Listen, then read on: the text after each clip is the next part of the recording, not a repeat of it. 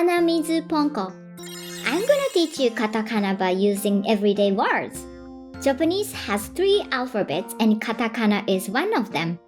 Katakana is a syllable that is often used for transcriptions of foreign languages, expressing your feelings, or onomatopoeias.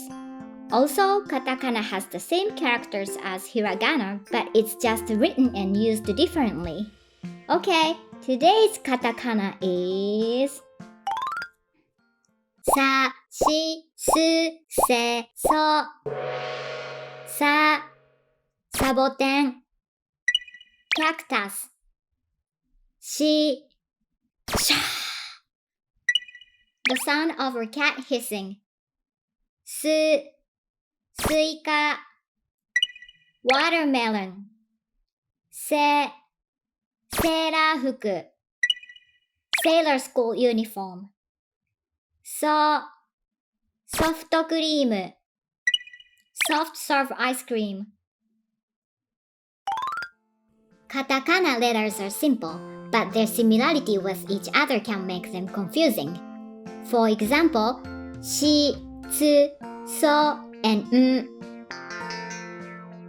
Shi and n are similar. Their only difference is that one has 2 lines at the top left and the other has 1.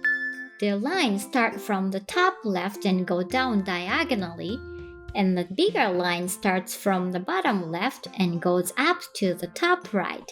Similarly, so and tsu are similar. Their only difference is that one has 2 lines at the top left and the other has 1.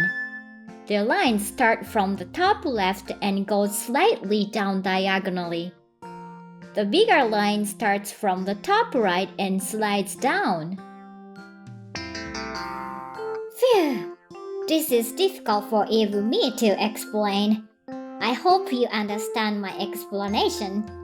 See you next time!